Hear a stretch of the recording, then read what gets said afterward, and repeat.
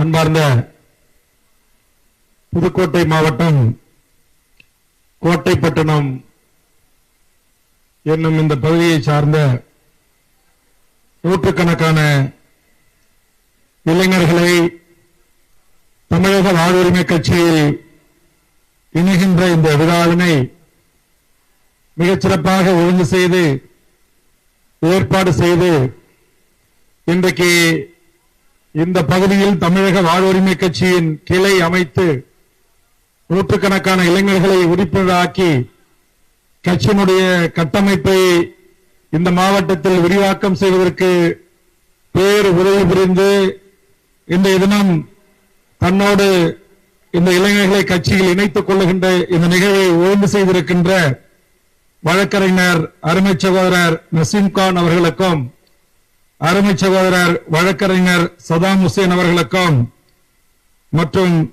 சாஜிதி அவர்களுக்கும் புதுக்குடியிலிருந்து வருகின்றிருக்கின்ற அருமை பெரியோர்கள் பெரியசாமி, கர்ணா, ரகுபதி, பசுபதி, மகேந்திரன், சுமன், சிவபாலன் மற்றும் முஷரப், பாசில், அப்துல் காதர், சதாம், சபீன், ஹக்கீம், அகுசன், பஸ்லின், இர்பான், ராவுத்தர், ஜவாஹிர் உள்ளிட்ட இந்த இணைப்பு விழாவில் பங்கெடுத்துக் கொண்டிருக்கின்ற அருமை தம்பிமார்களுக்கும் இந்த புதுக்கோட்டை மாவட்டத்தினுடைய மாவட்ட செயலராக இருந்து கட்சி பணி செய்து வந்த இப்போது தமிழ்நாடு முழுவதும் அமைப்பு பணிகளிலும் உறுதுணையாக இருந்து இந்த இணைப்பு விழாவை ஒழுங்கு செய்திருக்கின்ற அருமை சகோதரர் நியாஸ் அவர்களுக்கும் அருமை சகோதரர் முகமது கனி அவர்களுக்கும் அருமை சகோதரர் பாவா அவர்களுக்கும்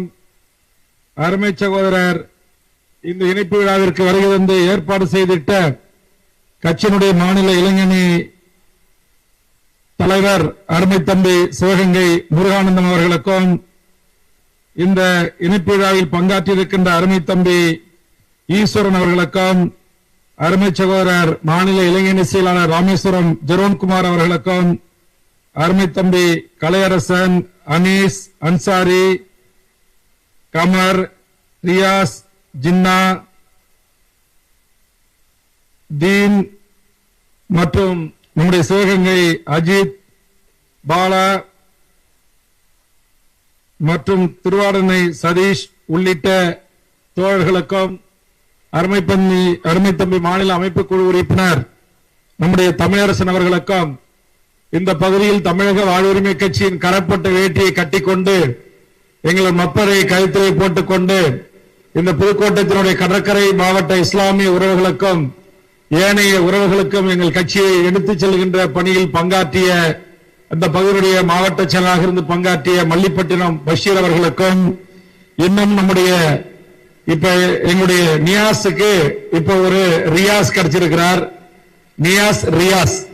நியாஸினுடைய ஒருங்கிணைப்பில் நம்முடைய ரியாஸினுடைய உறவுகள் அவங்களுடைய குடும்பமே இன்றைக்கு இந்த கட்சியில பெரியப்பா பையன், சித்தப்பா பையன், அண்ணன் எல்லா உறவுகளையும் கொண்டு வந்து தமிழக வாழ்வுரிமை கட்சியில் நம்முடைய வழக்கறிஞர் நஜீம்கான் அவர்களும் சதீம் ஹுசேன் அவர்களும் இணைத்திருக்கிறார்கள். அப்படி நடைபெறுகின்ற இந்த இணைப்பு விழா நிகழ்ச்சியில் இந்த கடற்கரையோர ஒரு கிராமம், இந்த கடற்கரையோரம் இந்த கிராமத்தில் இங்கே நூற்றுக்கணக்கான இளைஞர்களும் பெரியோர்களும் தமிழக வாழ்வுரிமை கட்சியில் தங்களை இணைத்துக் கொள்கின்ற இந்த நிகழ்வில் என் அன்புக்குரிய சமீப காலத்தில் நாம் தமிழர் கட்சியினுடைய ஒருங்கிணைப்பாளர்களில் ஒருவராகவும் ஒரு முக்கிய தலைவர்களில் ஒருவராகவும் இருந்த இந்த புதுக்கோட்டை மண்ணின் மைந்தர் அருமைக்குரிய அண்ணன் தனசேகரன் அவர்களும் இந்த கட்சியில் இணைந்திருக்கிறார் என்கிற மகிழ்ச்சியான செய்தியை உங்கள் அனைவருக்கும் நான் பகிர்வதிலே பெருமகிழ்ச்சி அடைகிறேன். ஆக அவரையும் உங்களின் சார்பாக இந்த மேடையில் நான் வரவேற்று தமிழக வாழ்வுரிமை கட்சி என்பது தமிழ்நாட்டில் வாழ்கின்ற சாதி மதங்களை கடந்து இந்த நிலத்தில் வாழ்கின்ற தமிழ் மக்களின் உரிமைகளுக்காகவும் உலகம் முழுவதும் வாழ்கின்ற தமிழ் மக்களின் உரிமைகளுக்காகவும் இன்று ஒருங்கிணைக்கப்பட்டு இன்றைக்கு இஸ்லாமியர்கள், கிறிஸ்தவர்கள், இந்துக்கள் என்று சொல்லக்கூடிய இந்த மண்ணில் வாழக்கூடிய அனைத்து உறவுகளையும் கொண்ட ஒரு கூட்டு முயற்சியோடு தான் இந்த தமிழக வாழ்வுரிமை கட்சி இந்த மண்ணில் 13 ஆண்டு வெற்றிகரமாக வீரநடை போட்டு வந்திருக்கிறது. ஆக இந்த சூழலில் எங்களுக்கு அங்கொன்று இங்கொன்றுமாக ஒரு முருகானந்தம், ஒரு தென் மாவட்டத்தில் ஒரு ஜெரோன்குமார், ஒரு புதுக்கோட்டையிலே ஒரு நியாஸ், இன்றைக்கு பக்கத்து தொகுதியிலே ஒரு ரியாஸ், இன்றைக்கு நம்முடைய ரசிம்கான், சரேம் ஹுசேன் என்று இந்த கட்சி நாளொரு மேனியும் பொழுதொரு வண்ணமும் விரிவடைந்து கொண்டு வருகிறது. அந்த வகையில்தான் அண்ணன் தனசேகரன் அவர்கள் இன்றைக்கு நம்மோடு இணைந்திருக்கிறார். இன்னும் சொல்ல போனால் இன்றைக்கு அருமை தம்பி ஈரோடு கோபு அவர்களும் இங்கு வருகின்றிருக்கிறார் தமிழரசன் அவர்களோடு. இன்றைக்கு தமிழ்நாடு முழுவதும் கும்மிடிப்பூண்டில் தொடங்கி கன்னியாகுமரி வரையிலும் இந்த தமிழர் நிலத்தில் வாழ்கின்ற அனைத்து மக்களும் அணி அணியாய் தமிழக வாழ்வுரிமை கட்சியில் உங்களை போன்று நூற்றுக்கணக்கில் ஆயிரக்கணக்கில் இணைந்து கொண்டிருக்கிறார்கள். ஏன் இந்த வளர்ச்சி, ஏன் இந்த இணைப்பு விழாக்கள், ஏன் தமிழக வாழ்வுரிமை கட்சி இவர்கள் இணைகிறார்கள் என்று சொன்னால், தமிழக வாழ்வுரிமை கட்சி என்பது பொய்யோ புரட்டோ ஏமாற்றோ வஞ்சகம் செய்வதோ ஊழல் செய்வதோ முறையீடு செய்வதோ சாதியாய் மக்களை பிரிப்பதோ மதங்களாக நமது பிரிப்பதோ நம்முடைய வேலை இல்லை என்பதை உணர்ந்து இந்த கட்சி வெற்றிகரமாக பயணித்து வருகிறது. ஆதலால் தான் இங்கே கருப்பு சட்டை நின்றிருக்கிற என் தம்பி கவியரசன் சேலம் மாவட்டத்தினுடைய மண்ணின் மைந்தன் இந்த மேடையிலே வீட்டிருக்கிற எனக்கு ஒரு அதிசயம், ஒரு ஆச்சரியம். அது என்ன ஆச்சரியம் என்றால், நம்முடைய வழக்கறிஞர்கள் சொன்னார்கள், இங்கே புதுக்குடி என்கிற ஒரு கிராமம் இருக்கிறது, அந்த புதுக்குடியில் 2000க்கும் மேற்பட்ட வன்னியர்கள் வாழ்கிறார்கள், அதிலே இங்கே கிட்டத்தட்ட 50-60 இளைஞர்கள் இங்கு வருகிறார்கள் என்று சொன்னார்கள். எப்போதும் என் மேடையிலே என்னை சுற்றி வன்னியர்கள் மிக குறைவாக அமர்ந்திருப்பார்கள். தமிழ்நாட்டில் இருக்கிற ஏனைய சாதிகள் தான் என்னோடு அதிகமாக அமர்ந்திருப்பார்கள். காரணம், என்னை நான் பிறந்த சமூகம் ஏற்றுக்கொள்கிறதோ இல்லையோ, ஆனால் ஒட்டுமொத்த தமிழ் சமூகம் ஏழ்முருகனை ஏற்றுக்கொண்டிருக்கிறது. அதற்காக நான் பணி செய்து கொண்டிருக்கிறேன் என்கிற ஒரு மனநிறைவோடு களத்தில் இருந்தேன். என்றைக்காவது ஒரு நாள் நான் பிறந்த அந்த பெருத்த சமூகம் என்னை அடையாளம் கண்டு என்னை புரிந்து கொண்டு எனக்கும் பின்னால் அவர்களும் தோளோடு தோள் நிற்பார்கள், துணை நிற்பார்கள் என்று நான் எண்ணிதான் நான் அவர்கள் வந்தால் நாம் அவர்களை வரவேற்கிறோம், வரவில்லை என்று சொன்னால் அவர்களுக்கு நம்முடைய பணிகள் தெரியவில்லை, நம்முடைய அர்ப்பணிப்பு தெரியவில்லை, நம்முடைய தியாகம் தெரியவில்லை, நாம் யார் எவர் எதற்காக நாம் இந்த அரசியல் கட்சியை இவ்வளவு பொருள் செலவுக்கும் இடையில் கடின உழைப்பு செலுத்தி நடத்தி வருகிறோம் என்பதை ஒரு நாள் அவர்கள் புரிந்து கொண்டார்கள் என்று சொன்னால் எனக்கு பின்னால் அவர்கள் அணிவகுப்பார்கள் என்கிற அடிப்படையிலே தான் நான் தமிழ்நாடு முழுவதும் பயணித்து இன்றைக்கு பல்வேறு தமிழ்ச்சாதிகள் எனக்கு பின்னால் அணிவகுத்திருக்கிறார்கள். இதே கோட்டைப்பட்டினத்திலும் மல்லிப்பட்டினத்திலும் புதுக்கோட்டை பகுதிகளிலும் திருச்சி பகுதிகளிலும் நான் பல்வேறு மாற்று சமூக தலைவர்களால் அழைக்கப்பட்டு அங்கு சென்று பல்வேறு போராட்டங்களிலே கலந்திருக்கிறேன்.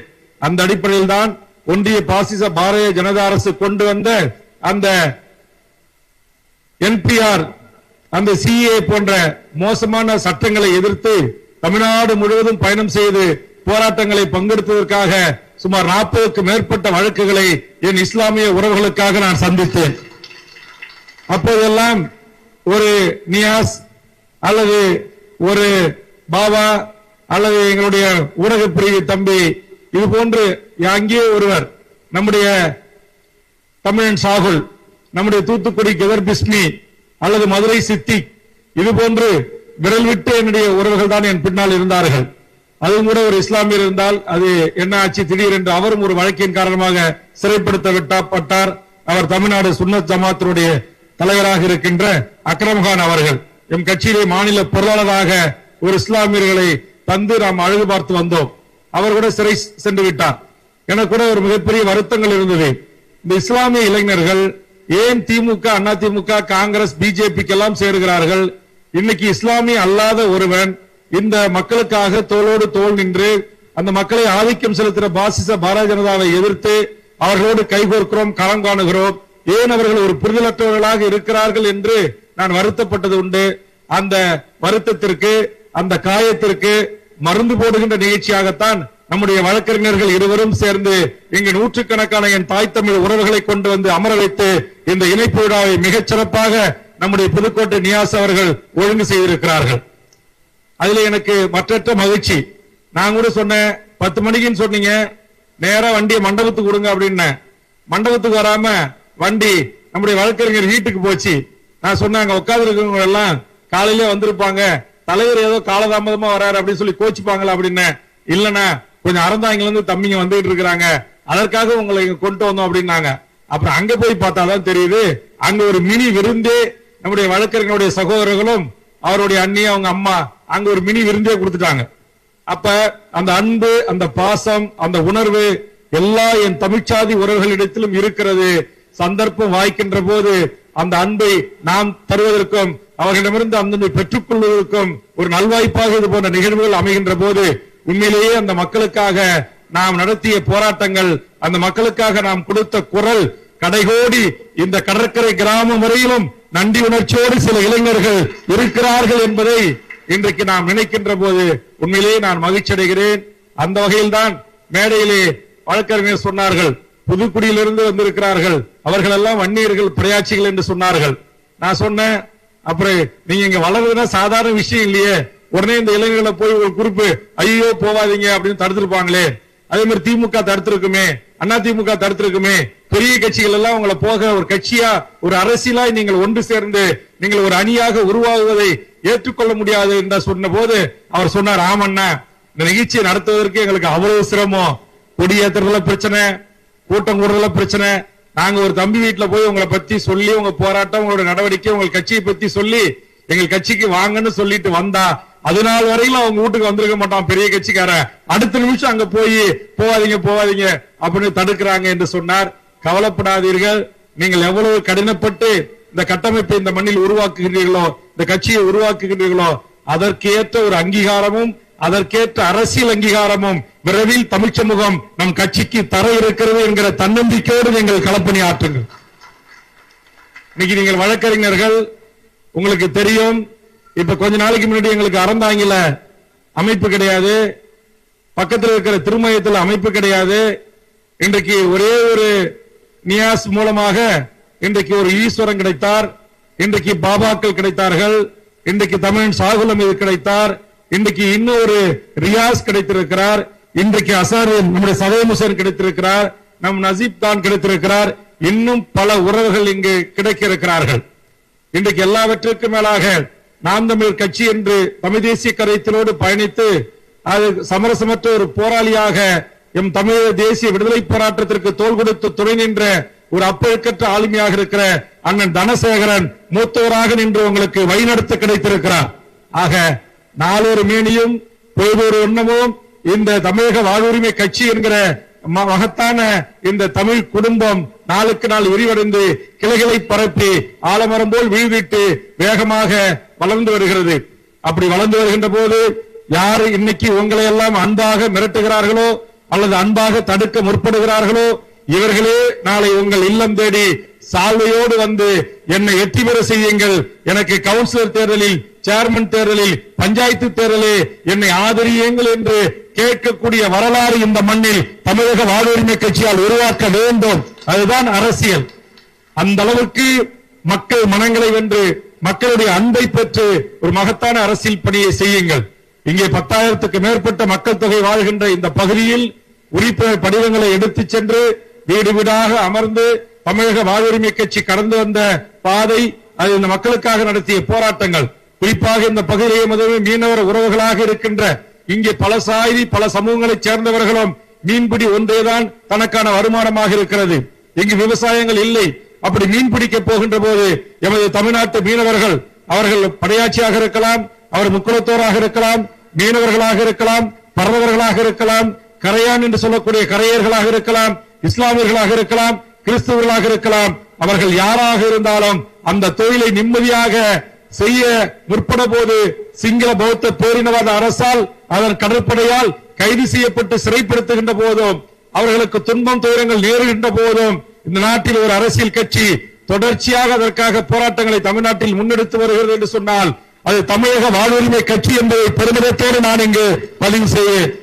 அப்படி எங்கள் போராட்ட கரங்களால் ஈர்க்கப்பட்டவர் தான் ராமேஸ்வரத்தைச் சேர்ந்த மீனவர் குளத்தில் பிறந்து பல்வேறு அந்த விசை நம்முடைய நாட்டு படகு அந்த போன்ற சில படகுகளுக்கான தலைவராகவும் மீனவ சங்கத்தின் தலைவராக இருக்கிறவர் தான் நம்முடைய அருமை தம்பி ஜெரோன்குமார் அவர்கள். அவர் வன்னியர் அல்ல, அவர் படையாட்சி அல்ல. தனசேகரன் வன்னியர் அல்ல, படையாட்சி அல்ல. முருகானந்தன் வன்னியர் அல்ல, படையாட்சி அல்ல. கவியரசன் வன்னியர் அல்ல, படையாட்சி அல்ல. ஈஸ்வரன் வன்னியர் அல்ல, படையாட்சி அல்ல. இந்த மேடையிலே வீட்டிருக்கிற 80% மேலானவர்கள், இங்க இருக்கிற அருமை தம்பி கோபு, அஜித் அவர்கள் என்ன சமூகம் என்று எனக்கு தெரியாது. இங்க இருக்கிற இஸ்லாமிய உறவுகள் இவர்கள் எல்லாம் எங்கள் ரத்த உறவுகள் தான்.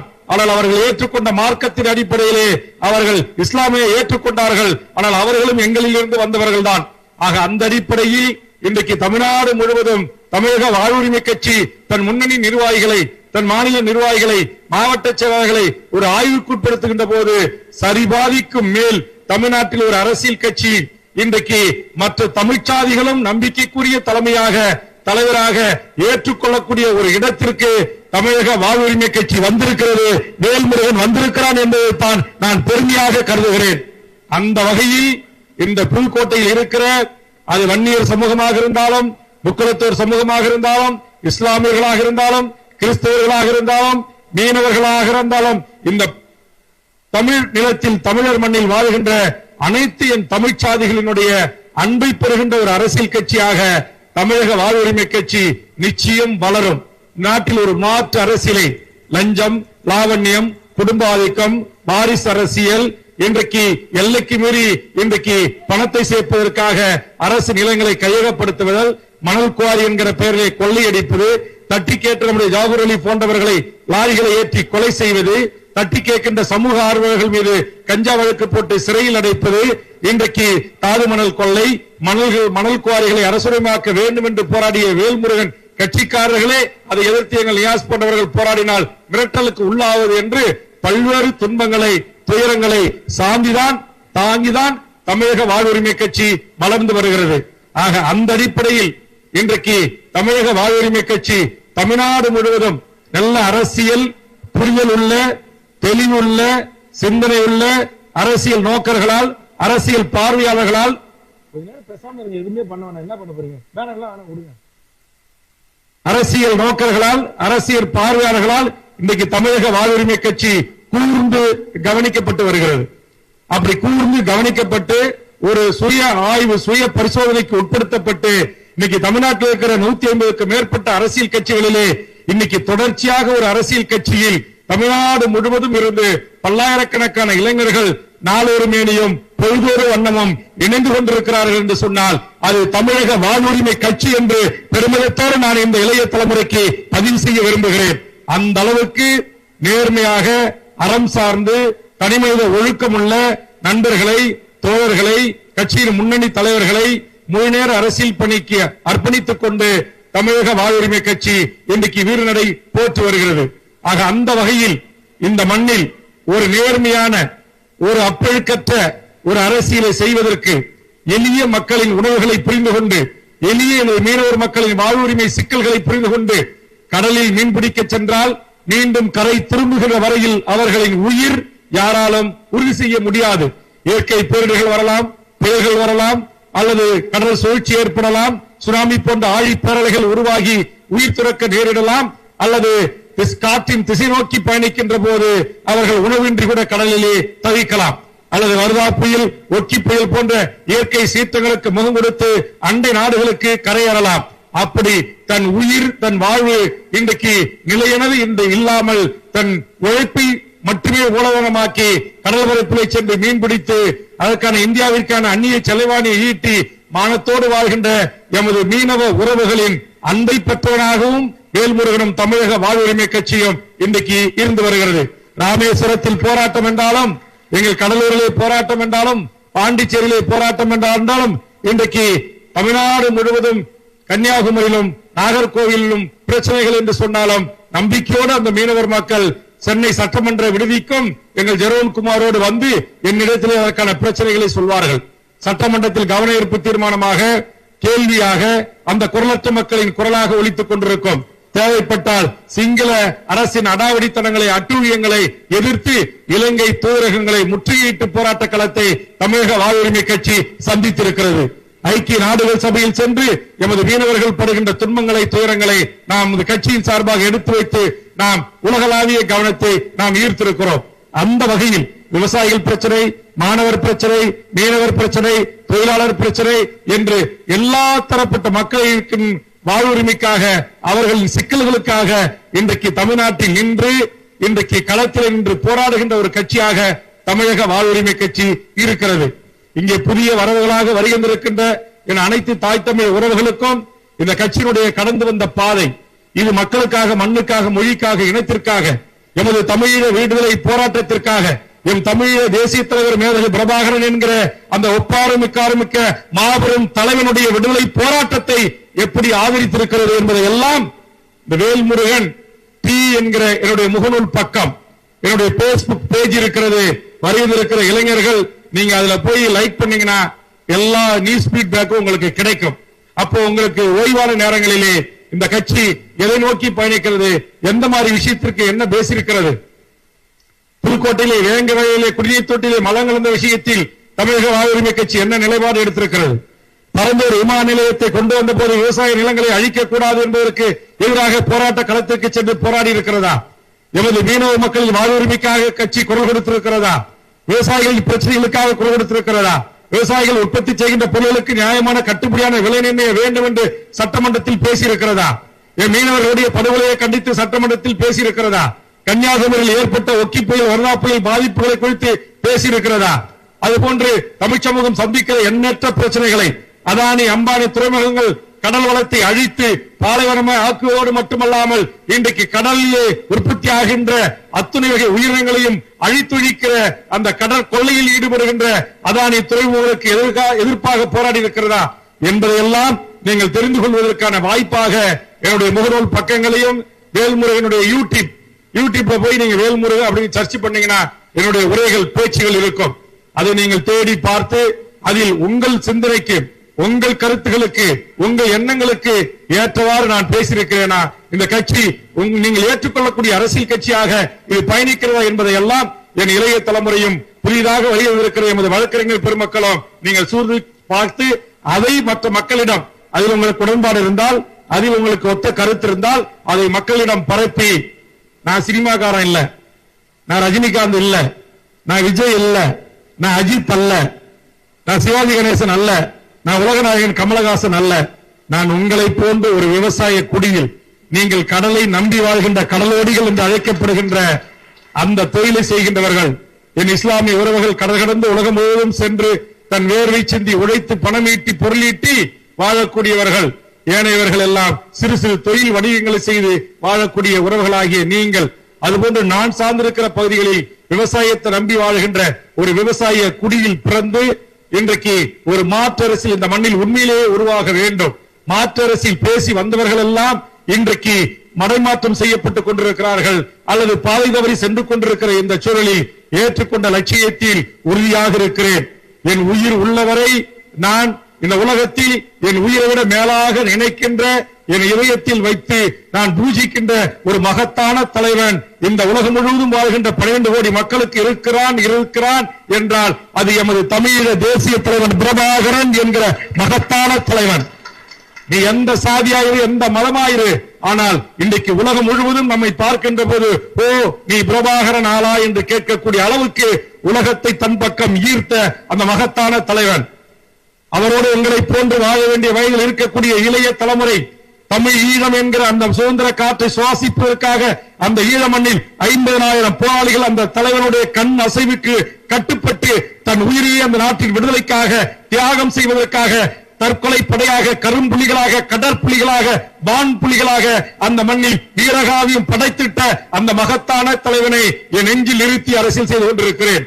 தமிழர் நிலத்தில் தோழர் நம்முடைய தமிழரசன் ஐயா புலவர் கலியபெருமாள் போன்ற நம்முடைய தமிழ் தேசிய போராளிகள், ஆளுமைகளுடைய வரலாற்று சோடுகளை படித்து அவர்களோடு பழகுவதற்கு, அவர்களோடு பணி செய்வதற்கு வாய்ப்பு கிடைக்கவில்லை என்று சொன்னாலும் அடுத்த தலைமுறை அவர்களிடமிருந்து கைப்பற்றிய அடுத்த தமிழ் தேசிய தலைமுறையோடு பழகி அவர்களோடு களமாடி தமிழக அரசியல் களத்திற்கு வந்திருக்கிறவன் நான். ஆதலால் நான் எங்கேயோ இருந்து வந்தவன் அல்ல, கோடம்பாக்கத்திலிருந்து வந்தவன் அல்ல, அல்லது மிகப்பெரிய செல்வந்தர் குடும்பத்திலிருந்து வந்தவன் அல்ல, உங்களில் இருந்து வந்தவன் என்கிற உணர்வோடுதான் உங்கள் வலிகளையும் வேதனைகளையும் தாங்கி இன்றைக்கு படிப்படியாக இன்றைக்கு தமிழக வாழ்வுரிமை கட்சி ஒரு மிகப்பெரிய அரசியல் சக்தியாக வளர்ந்து கொண்டிருக்கிறது. குறிப்பாக நான் இருக்கிற கடலூர் மாவட்டத்தில் இன்னைக்கு தமிழக வாழ்வுரிமை கட்சி சட்டமன்ற உறுப்பினராக இருக்குது. 2 மாவட்ட கவுன்சிலராக இருக்கிறார்கள். இன்றைக்கு 10க்கும் மேற்பட்ட ஊராட்சி குழு உறுப்பினர்களாக சுயேட்சையாக வெற்றி பெற்றிருக்கிறோம். இன்றைக்கு சின்ன சின்ன பதவிகளை இன்றைக்கு தமிழக வாழ்வுரிமை கட்சி தனித்து பெறக்கூடிய ஒரு ஆளுமை மிக்க அரசியல் கட்சியாக வளர்ந்து வருகிறது. அது ஏதோ கடலூர் மாவட்டத்திலே மட்டுமில்லாமல், அல்லது வன்னியர்கள் வாழ்கின்ற வடதமிழ் நாட்டில் மட்டுமல்லாமல், அது இது போன்ற கடற்கரையோர மாவட்டங்கள், அது புதுக்கோட்டையாக இருக்கலாம், ராமநாதபுரமாக இருக்கலாம், கன்னியாகுமரியாக இருக்கலாம், கடலூராக இருக்கலாம், எல்லா மாவட்டங்களிலும் நல்ல புரிதல் உள்ள இளைய தலைமுறையை அரவணைத்து அரசியல் படுத்தி உண்மையிலே ஒரு மாற்றத்திற்கான அரசியலை, லஞ்ச லாவண்ய ஊழலுக்கான அரசியலை, ஒரு பாலியல் தொல்லை இல்லாத, சாராய கடைகள் நடத்தப்படாத, கள்ளுக்கடைகள் நடத்தப்படாத, இன்றைக்கு போதையின் ஊடாக தமிழ் சமூகம் சீரழிவை நோக்கி சந்திக்கிறது. அந்த சீரழிவிலிருந்து தமிழ் சமூகத்தை காப்பாற்றுவதற்கு, அப்படி தமிழ் சமூகம் தடமாறி போகின்ற போது பெரும் திரளா மக்கள் திரளை திரட்டி அவர்களை நல்வழிப்படுத்துவதற்கான அரசியலை முன்னெடுப்பதற்கு, போராட்டங்களை முன்னெடுப்பதற்கு இன்றைக்கு வழிவகை கண்டுதான் தமிழக வாழ்வுரிமை கட்சி தனது வெற்றி பயணத்தை தொடர்ந்து கொண்டு வருகிறது. அந்த வகையில் இந்நாள் வரையிலும் விரல் விட்டு எண்ணக்கூடிய வகையிலே இருந்த புதுக்கோட்டை மாவட்ட தமிழக வாழ்வுரிமை கட்சி இன்றைக்கு நூற்றுக்கணக்கான இளையோரோடு இந்த கட்சியுடைய மூவர்ண கலரை கழுத்தில் தாங்கி நூற்றுக்கணக்கான உறவுகள் இந்த அரங்கிலே அமர்ந்திருப்பதை காணுகின்ற போது உண்மையிலேயே நான் பெரும் மகிழ்ச்சி கொள்கிறேன். ஆக இந்த புதிய வரவுகளின் ஊடாக, உங்களை போன்ற இளைய தலைமுறையின் ஊடாக இன்னைக்கு ஒரு 100 பேர் வந்திருக்கீங்க அப்படின்னா, இந்த 100 பேர் போய் ஆளுக்கு ஒரு 5 பேர்கிட்ட சொல்லுங்க, இந்த கட்சி கடந்து வந்த பாதையை சொல்லுங்க, இந்த போராட்டங்களை சொல்லுங்க. குறிப்பா எங்க அண்ணன் தனசேகரன் சொல்லும் போது, நம்முடைய முருகானந்தன் திரவன்குமார் பேசுகின்ற போது சொன்னது மாதிரி, சட்டமன்றத்தில் நான் திமுக கட்சியோட கூட்டணியில் இருந்தாலும் கூட மக்கள் விரோத சட்டங்களை எதிர்க்கிறேன், மக்கள் விரோத திட்டங்களை எதிர்க்கிறேன். என்எல்சி நிலத்தை கையகப்படுத்த திமுக முயற்சி செய்தாலும் சென்று மக்களோடு அமர்ந்து தடுக்கிறேன். பரந்தூர் விமான நிலையத்தை அரசே நடைமுறைப்படுத்த முயற்சியாலும் போராடுகின்ற மக்களோடு கைகோர்க்கிறேன். அதானி துறைமுகம் விரிவாக்கத்திற்காக எனதருமை எண்ணூர், கும்மிடிப்பூண்டி, திருவேற்காடு மீனவர்கள் போராட்ட களத்தில் இருக்கிறார்கள் என்றால் அவர்களோடு நான் கைகோர்க்கிறேன். ஆக என்னை பொறுத்தவரையில் மக்கள் விரோத திட்டங்களாக இருந்தாலும் சட்டங்களாக இருந்தாலும் அதை எதிர்த்து போராடுகின்ற, அதை எதிர்த்து கேள்வி கேட்கிற, அதை தடுத்து நிறுத்துவதற்கு என்னுடைய சட்டமன்ற உறுப்பினர் என்கிற பதவியை பயன்படுத்துகிறேன். இந்த குரலற்ற மக்களின் குரலாக நான் இருக்கிறேன். சிஏ என்ஆர்சி சட்டமாக இருந்தாலும், என்பிஆர் சட்டமாக இருந்தாலும், இன்றைக்கு ஒன்றிய அரசு கொண்டு வந்திருக்கிற புதிய கல்வி கொள்கையாக இருந்தாலும், இன்றைக்கு இந்திய முழுக்க ஒரே நாடு, ஒரே தேர்தல், ஒற்றை மதம், இந்து மதம் என்று ஆதிக்க அரச பயங்கரவாத சட்டங்களை இந்த மண்ணில் கொண்டு வந்தாலும் அதை எதிர்க்கிற ஆளாகவும் வேல்முருகனும் தமிழக வாழ்வுரிமை கட்சியும் நாம் இருக்கிறோம். ஆதலால் விரல் விட்டு எண்ணக்கூடிய ஒரு 10 சகோதரர்களை கொண்டு என்னுடைய அருமை சகோதரர் நம்முடைய ரியாஸ் அவர்கள் புதுக்கோட்டையிலே வித்தியாசமான போராட்டங்களை நடத்தி மக்களின் கவனத்தை ஈர்த்தார். இன்றைக்கு நூற்றுக்கணக்கான என் புதிய வரவுகளோடு இவர்களின் வலி சுமந்த வாழ்க்கைக்கு, இவர்களுடைய பிரச்சனைகளுக்கு ஒரு போராடுகின்ற ஒரு மக்கள் இயக்கமாக தமிழக வாழ்வுரிமை கட்சி இருக்கும், இருக்க வேண்டும் என்ற என்னுடைய விருப்பத்தை தெரிவித்து, எமது தலைமையை ஏற்றுக்கொண்டு வருகின்றிருக்கிற நீங்கள், எனக்கு பீடி, சிகரெட்டு, தண்ணி, குட்கா, பான்பராக் எந்த பழக்கமும் இல்லை. அதனால் உங்களிடம் அன்றாடி நான் கேட்டுக்கொள்வது, நீங்கள் அனைவருமே பெருந்திரளாக இருக்கக்கூடியவர்கள், இளையோராக இருக்கிறீர்கள். இதுபோன்ற தீய பழக்க வழக்கங்களுக்கு ஆளாகாமல் உங்களை பெற்று வளர்த்து ஆளாக்கிய உங்க தாய் தந்தையரை வணங்குகின்ற, அவர்களை கரை சேர்க்கின்ற, அவர்களை பாதுகாக்கின்ற ஒரு இளைய தலைமுறையாக நாம் உருவாக வேண்டும். இந்த மண்ணில் சினிமாக்காரர்கள் என்பவர்கள் நீங்கள் வைக்கிற கட்டவுட்டு, நீங்கள் செய்கின்ற பாலாபிஷேகம், நீங்கள் முதல் காட்சிக்கு செலவிடுகின்ற ஆயிரக்கணக்கான ரூபாயிலே வாங்குற டிக்கெட்டில் அவர்களுடைய கஜானா உயரும், அவருடைய வங்கி பேலன்ஸ் அதிகரிக்கும். ஆனால் நம்ம வீடுகளிலே இருக்கிற நம்முடைய தாய்கள் உண்டியிலே சேர்க்கின்ற அந்த பணம் கரைந்து போகும். ஆதலால் நாம் எந்த சினிமா என்பது அதை ரசிக்கக்கூடியது, அதை சென்றமா, பார்த்தமா, ரசிச்சமா, கை தட்டமான்னு வந்துடணும். எந்த சினிமாக்காரர்களுக்கு பாலாபிஷேகம் வைக்குவதோ கட்டவுட் வைப்பதோ கூடாது. அதே போன்று எனக்கும் மாலை போடக்கூடாது, சால்வை அணிவிக்க கூடாது, பட்டாசு வெடிக்க கூடாது, கட்டவுட்டிலே பதாகைகள் வைக்கிறீர்கள் எல்லாம் அங்கே அதுபோன்று வீண் செலவுகள் தவிர்க்கப்பட வேண்டும். அதிகபட்சமாக இந்த கட்சியில் நான் இருக்கிறேன் என்று சொன்னால், இன்றைக்கு மதுரை உயர்நீதிமன்றங்கள் பொது இடங்களிலே கட்சி கொடியேற்றுவதற்கு தடை விதித்திருக்கிற காரணத்தினாலே உங்கள் இல்லங்களில் வேண்டுமானால் சொந்த பட்டா இடங்களிலே நான் இந்த கட்சிக்காரன், என் கட்சி தமிழக வாழ்வுரிமை கட்சி, ஒவ்வொரு உயிரினங்களும் ஒரு செடி கொடிகளில் இருந்து உயிரினங்களில் இருந்து எல்லாமே வாழும் உரிமைக்குத்தான் இந்த மண்ணில் போராடுகிறது. அப்படி போராடுகிற அந்த இனங்களுக்காக, அது மனித குலமாக இருந்தாலும், இயற்கையாக இருந்தாலும், கால்நடைகளாக இருந்தாலும், அந்த இனங்களுக்காக போராடுகிற இந்த தமிழக வாழ்வுரிமை கட்சியில் நான் இருக்கிறேன் என்பதற்கான ஒரு அடையாளமாக உங்கள் சொந்த இடங்களிலே கொடியேற்றலாம், அல்லது உங்கள் வண்டி வாகனங்களிலே, உங்கள் வீடுகளிலே இந்த அடையாளம் இருக்கலாம். ஏனைய எந்த பொது இடங்களிலும் அது போன்ற அடையாளங்களை உருவாக்குகிறேன் என்கிற பெயரில் அங்கிருக்கிற உங்கள் உறவுகளோடு பிற சமூகத்தினரோடு ஒரு மோதல் போக்கு இல்லாமல் ஒரு விட்டுக் கொடுப்போடு ஒரு அரசியல் தெளிவோடு புரிதலோடு இந்த கட்சியை நீங்கள் கட்டமைத்து அடுத்த கட்டத்துக்கு நீங்கள் நகர்த்த வேண்டும் என்ற வேண்டுகோளை முன்வைக்கிறேன். எக்காரணத்தை கொண்டும் வீண் ஆடம்பர செலவுகளை தமிழக வாழ்வுரிமை கட்சி ஏற்றுக்கொள்ளாது, அதை மறுக்கிறது. இன்னைக்கு பாத்தீங்கன்னா இந்த மாவட்டத்துக்கு வந்த என் கட்சியில ஏற்கனவே இருந்த முன்னணி நிர்வாகிகள் யாருமே எனக்கு சால்வை அணிவிக்க மாட்டாங்க. ஏன்னா அவர்களிடத்தில் கடுமையாக உத்தரவு தெரிவித்திருக்கிறேன். காலை கூட வந்தபோது பல திமுக முன்னணி நிர்வாகிகள், நகர சேவகர்கள், மாமன்ற உறுப்பினர்கள் வந்து சால்வை கொடுத்தாங்க. நான் சொன்னேன், அவங்க கிட்ட கூட சொன்னேன், கட்சியில நாங்க சால்வையை தடை வச்சிருக்கோம் அப்படின்னு சொன்னேன். ஏன் அப்படி சொன்னோம் அப்படின்னா, அது வேண்டாம் அந்த கலாச்சாரங்கள். ஆக நாம் ஒரு அண்ணன் தம்பியாக, ஒரு உறவாக, நண்பனாக நாம் பழகுவோம், நாம் கை குலுக்குவோம், நாம் ஒருவரை அன்பை பரிமாறிக்கொள்வோம், ஆடம்பரங்களை தவிர்த்து, வெடிவெடிப்பதை தவிர்த்து, சால்வை போடுவதை தவிர்த்து நாம் இந்த மக்களுக்கு ஏதாவது செய்வோம். ஏழை எளிய பள்ளி மாணவர்களுக்கு நோட்டு, புத்தகம், பேனா, பென்சில் வாங்கி கொடுப்போம். ஆதரவற்ற இல்லங்களுக்கு ஒருவேளை உணவு போடுவதற்கு அந்த பணம் பயன்படட்டும் என்ற நல்ல நோக்கத்தில் முன்னணி பழைய கட்சி தோழர்களை அப்படி நான் அறிவுறுத்தி வருகிறேன். அந்த வகையில் இன்றைக்கு இங்கே இணைந்திருக்கிற அனைத்து என்னுடைய உறவுகளும் நான் சொன்ன இந்த வேண்டுகோளை ஏற்றுக்கொண்டு தீய கெட்ட பழக்க வழக்கங்களுக்கு ஆளாகாமல் உங்கள் உடல் உழைப்பை செலுத்தி உங்களுடைய தாய் தந்தையர் உங்களை படிக்க வைத்து நல்லதொரு கல்வியை பெற்று நீங்கள் சமூகத்தில் ஒரு நல்ல மேன்மை மிக்க ஒரு இடத்திற்கு நீங்கள் வர வேண்டும். இன்றைக்கு ஒன்றிய அரசுடைய தேர்வுகள், மாநில அரசுடைய போட்டித் தேர்வுகள் இது எல்லாம் இருக்கிறது. நாம் உழைத்து சம்பாதித்தாலும் கூட சமூகத்தில் ஒரு மதிக்கத்தக்க வாழ்வு என்பது நீங்கள் கற்கின்ற அந்த கல்வியினூடாகத்தான் உங்களுக்கு கிடைக்கும். இங்கே இருக்கக்கூடிய யாராவது ஒரு இளைய தலைமுறை நாளைக்கு இங்கே ஒரு குரூப் 1 தேர்விலே ஒரு கோட்டாட்சியராக, ஒரு டிஎஸ்பி ஆக, ஒரு நீதிபதியாக நீங்கள் தேர்வு பெற்று வருகிறீர்கள் என்று சொன்னால் எவ்வளவு பெரிய செல்வந்தராக இருந்தாலும் நாளை உங்களை அலுவலகத்தில் பார்க்க வருகின்ற போது மரியாதையோடு உங்களை வணங்குவான். நீங்கள் ஒரு டிஸ்ட்ரிக்ட் எஸ்பி ஆக, ஒரு மாவட்டத்துடைய ஆட்சித்தலைவராக, ஒரு மாவட்டத்துடைய நீதிபதியாக வருகின்ற போது எவ்வளவு பெரிய எம்எல்ஏ, எம்பி, மந்திரியாக இருந்தாலும் ஐயா வணக்கம் என்று சொல்லிவிட்டுத்தான் அவன் அங்கே நீதிமன்ற படிக்கட்டுகள் மேலே ஏறி நின்று கூண்டிலே ஏறுவான். ஆக அந்த கல்விக்கென்று ஒரு மிகப்பெரிய மகத்துவம் இருக்கிறது, அந்த கல்விக்கென்று மிகப்பெரிய ஒரு அங்கீகாரம் இருக்கிறது.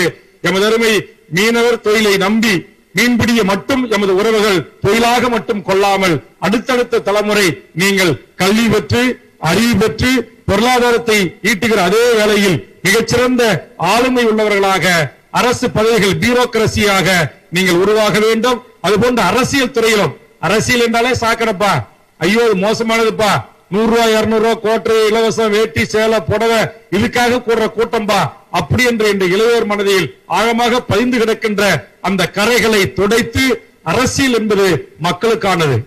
இங்கே பேசுகிற இந்த ஒலிவாங்கியிலிருந்து, நான் போட்டிருக்கிற இந்த சட்டையிலிருந்து, நீங்கள் உட்கார்ந்து இருக்கிற இருக்கை சேர்ல இருந்து, இந்த மண்டபத்திலே பொருத்தப்பட்டிருக்கிற அத்தனை விதமான பொருள்களுக்கும் விலை நிர்ணயம் செய்வது அரசியல் தான்.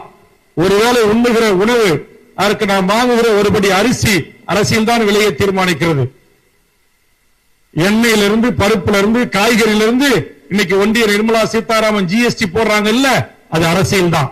அது அரசியல் என்பது சாக்கடை அல்ல. சில சாக்கடை மனிதர்கள் அரசியலிலே கலந்த காரணத்தினாலே அரசியல் சாக்கடை என்று சொல்லப்படுகிறது. ஆனால் அந்த சாக்கடை மனிதர்களை புறந்தள்ளி உண்மையான, நேர்மையான, அறம் சார்ந்த வாழ்வு வாழ்ந்த எண்ணற்ற முன்னேற்றியர்கள் இந்த மண்ணில் இருக்கிறார்கள். பெருந்தலைவர் காமராஜர் இருந்திருக்கிறார், கக்கன் இருந்திருக்கிறார், ஜீவா இருக்கிறார், நம் கண் முன்னே இன்றைக்கு ஐயா நல்லக்கண்ணு வாழ்ந்து கொண்டிருக்கிறார், ஐயா பழ நெடுமாறன் போன்றவர்கள் வாழ்ந்து கொண்டிருக்கிறார்கள். இவர்கள் மீதெல்லாம் எந்த ஊழல் குற்றச்சாட்டுகளும் இல்லை. ஆயிரக்கணக்கான கோடிகள் சொத்து சேர்த்தாக வழக்காடு மன்றங்களிலே படிகளை ஏறி இறங்கவில்லை. அதுபோன்று இவற்றையெல்லாம் முன்னேற்றி ஏறுகளாக கொண்டு தமிழீழ மண்ணில் போதை இருக்கு, தண்ணி இருக்கு, சரக்கு இருக்கு, பொம்பளை இருக்கு, எல்லா தீய பழக்க வழக்கங்களும் இலங்கை தீவிலும் இருக்கிறது. ஆனால் அத்தனை பழக்க வழக்கங்களையும் ஒத்தி வைத்துவிட்டு சிங்கள பௌத்த ராணுவத்திற்கு எதிராக உங்களை போன்று 15 வயது, 16 வயது, 20 வயது மதிக்கத்தக்க இளைஞர்கள் கையில இயந்திர துப்பாக்கிகளையும் ராணுவங்களை எதிர்த்து போராடுகின்ற வெடிமருந்தை தன் உடல் முழுவதும் கட்டிக்கொண்டு சிங்கள பௌத்த ராணுவ போர்க்கப்பல்களை கட்டிப்பிடித்து முத்தமிட்ட அங்கேயர் கன்னிகள் அங்குதான் வாழ்ந்திருக்கிறார்கள். ஒரு வண்டி முழுவதும் வெடிமருந்து நிரப்பிக் கொண்டு எதிரியுடைய ராணுவ முகாமுக்கு ஓட்டிச் சென்று அதை வெடிக்க செய்து என் தாயின் மீது, என் பள்ளியின் மீது, என் மசூதியின் மீது, என் கோவில்கள் மீது, என் நல்லூர் முருகன் கோவில் மீது குண்டுமலை பொய்தலுக்கு வருகின்ற விமானங்களை கட்டிப்பிடித்து சுக்குநூறாக வெடித்து சாம்பல் கூட கிடைக்காமல் காவியமாகின்ற அந்த விடுதலை புலிகள் என்று சொல்லக்கூடிய வீரம் செறிந்த தமிழர்களும் நம்மை போன்று சக தாயின் வயிற்றில் பிறந்தவர்கள் தான். அவர்களுக்கும் தண்ணி அடிக்கணும்னு ஆசை இருக்கும், பீர் அடிக்கணும்னு ஆசை இருக்கும், அவர்களுக்கு சினிமா பார்க்கணும்னு ஆசை இருக்கும். எல்லா ஆசைகளையும் தூர ஒதுக்கி வைத்துவிட்டு ஒரு லட்சிய வெறி கொண்டவர்களாக இந்த மண்ணில், இலங்கை தீவில் என் பூர்வீக மண் இங்கே எப்படி உங்களை ஒட்டி கடற்கரை இருக்கிறதோ அது போன்று பன்னெடுங்காலமாக பூம்புகாரும் நம்முடைய ஈழமும் கடல் கோள் என்று சொல்லக்கூடிய சுனாமி என்ற ஆழி பேரலையால் கடல் பரப்பால் இயற்கை சீற்றத்தால் பிரிக்கப்பட்ட ஒரு பகுதிதான். இதே புதுக்கோட்டை மன்னருடைய கட்டுப்பாட்டில் தான் இலங்கை தீவு ஆட்சி செய்ததாக வரலாறுகள் இருக்கிறது. புதுக்கோட்டை மன்னரும் புதுக்கோட்டை ஆட்சித் தலைவர்களும் ஒரு காலத்தில் இலங்கைக்கு வரி போட்டார்கள் என்று வரலாற்று பதிவுகள் இருக்கிறது.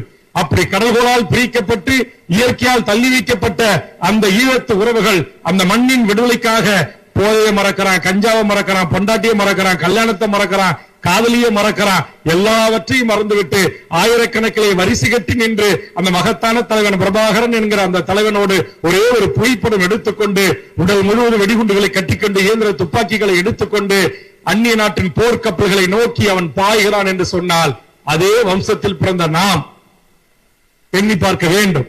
நாம் இங்கு சினிமாக்காரர்களுக்கு பின்னால் நிற்கிறோம், அல்லது சாதி சண்டை மூட்டுகளுக்கு பின்னால் இருக்கிறோம், அல்லது மதத்தின் பெயரால் மனிதத்தை கூறு போடுகின்ற ஈவி இரக்கமற்ற மதவாதிகளோடு இருக்கிறோம். இதை உழைத்து நாம் தமிழர்கள், நம்முடைய இனம் தமிழ் இனம், உலகத்திற்கே வரலாற்றை சொல்லித்தந்த இனம், உலகத்துக்கே நாகரிகத்தை கொடையாக தந்திட்ட இனம், அந்த இனத்தில் பிறந்த ஒவ்வொரு தமிழனும் ஒரு செருக்கோடு வீரநடை போட்டு உண்மையிலேயே நாம் வாழ்கின்ற காலத்தில் ஒரு மாற்று அரசியலை இந்த மண்ணில் உருவாக்குவோம். அதற்கு உங்கள் பேர் ஆதரவை நாடிதான் இந்த மண்ணுக்கு நான் வருகை வந்திருக்கிறேன்.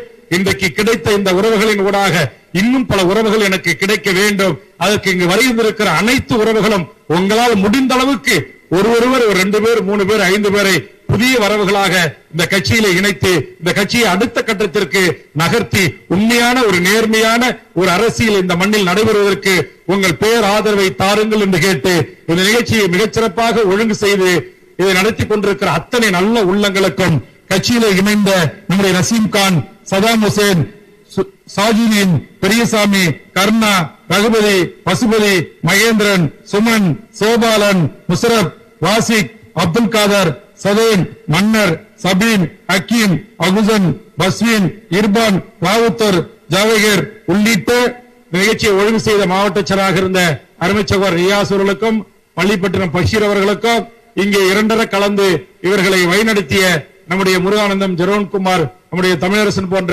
அனைத்து நல்ல உள்ளங்களுக்கும் இந்த முதல் நிகழ்ச்சியாக என்னோடு இந்த இணைப்பு விழாவிலே கலந்து கொண்ட அண்ணன் தனசேகரன் உள்ளிட்டவர்களுக்கும் எனது அருமை பத்திரிகை ஊடக நண்பர்களுக்கும் தமிழக வாழ்வுரிமை கட்சி ஒரு இணைப்பு விழா நடக்குது, மண்டபத்தை கொடுங்க உடனே பெருந்தன்மையோடு இந்த மண்டபத்தை கொடுத்து உதவிய இந்த மண்டபத்தின் உதவியாளர்களுக்கும் இவர்களுக்கு உறுதுணையாக இருந்த நம்முடைய வழக்கறிஞர் பெருமக்களுக்கு உறுதுணையாக இருந்த அத்தனை நல்ல உள்ளங்களுக்கும் வெளியில் பாதுகாப்பு பணியில் ஈடுபட்டிருக்கிற காவல்துறை நண்பர்களுக்கும் என்னுடைய நெஞ்சார்ந்த நன்றியை கூறி உங்கள் அனைவரையும் தமிழக வாழ்வுரிமை கட்சியில் இணைத்துக் கொள்வதிலே தமிழக வாழ்வுரிமை கட்சி பெருமை அடைகிறது என்று கூறி நிறைவு செய்கிறேன். நன்றி, வணக்கம்.